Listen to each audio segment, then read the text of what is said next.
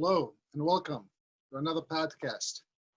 We have a special guest today, and she's visiting from Russia and has been in the US for the last few weeks. What I'd like to do is have you introduce yourself and tell them all about Maria and what you would like in what you're doing in Russia and what are you doing here. And then we'll go through a couple of questions, maybe just to help everybody understand the mindset of a global entrepreneur and what entrepreneurs around the world are doing. Right. Well, hello everybody. My name is Maria Knyazeva, and I'm from Russia. I'm from Kaliningrad, which is the westernmost part of Russia. I'm a Russian entrepreneur, and I run my own private education center in Russia for already 6 years, and we have around 600 clients, 600 students. And I'm here participating in RBL, which is Russian Business Leaders, which is a part of government funded program. And I'm happy to be here. The whole stay is 5 weeks, and now it's the middle of my stay, and I'm honored to be here to be the guest of Faris. Alami, thank you very much for having me. Okay, so just a little bit about what is it that you're doing there? What's the business? I know you said you have 600 clients. Can you tell us a little bit more about that? Yeah, sure. So, center which I'm running, and another co-founder now, a team of 10 teachers. We have a private education center, which is English to students aged from 5 to 18, and then we also educate adults and teachers of English. So we teach English most of our time. So because English is international, it's lingua franca, so it's very demanding. Cool. That explains your amazing English. That's great. Thank you.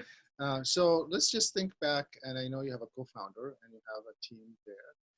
What would you, looking back, what was maybe like the tipping point or the defining moment that you said, okay, it's time for me to do this. I need to open this business. I need to make this a reality. Well, by the time we started we started our English school #1, which is the name of our school, in 2012. 2 years before, and for 3 years before that, I had been working as a private English teacher, and I would go from one student to another giving private classes. And all the feedback which I was getting was highly positive. So, and Irina was doing the same. And actually, I was using her methodology. Irina is the second co-founder of our center. And she kept telling me, let's found a school, let's have a school. And then, but there was one problem.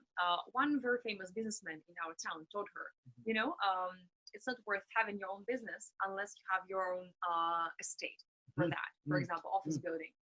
And that's what was holding her back. And I opened the website, which offered business property for businessmen. And there were relatively reasonable prices. And I said, why not? I mean, I don't see any reasons why we would fail. And that was the moment. And she decided to give it a go. So I was the person who did some very small research, but this was some kind of push. It boosted us to start. And since we started, it had been growing ever since. That's great. That's what a good story. So from teaching on your own to teaching and starting this business. So, yeah. Well, you know what? Since that moment, her mindset and her opinion about having your own estate changed drastically. And now she believes that you don't have to have anything. Remember Uber, all these companies, they don't have any real material things. Yeah. State, yes, right. So I'm happy we started with this. Yeah. Well, I mean, clearly Uber and others have other things like technology or people similar to your business. Your knowledge and what you got is important. And it's something that we always talk about is entrepreneurs have tons of resources at their hands. You don't have to look outside of what you don't have. You can just use what you got.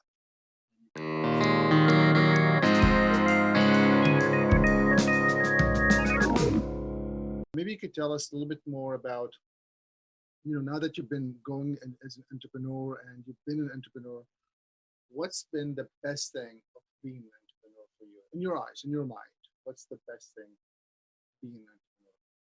Well, being an entrepreneur, it's not an easy thing for sure. And I keep saying that you need to have great feeling, great intuition, guts, which tell you which you have to listen to, which you are to listen to. And the greatest thing for me has been that you can implement your own standards.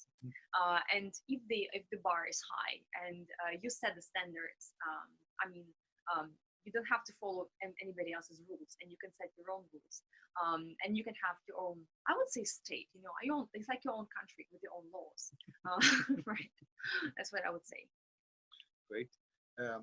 And if you were to take time back and look back, if you were to start all over again, is there one thing that you would have changed or one thing that you would change being where you are today if you had the opportunity to redo it all over?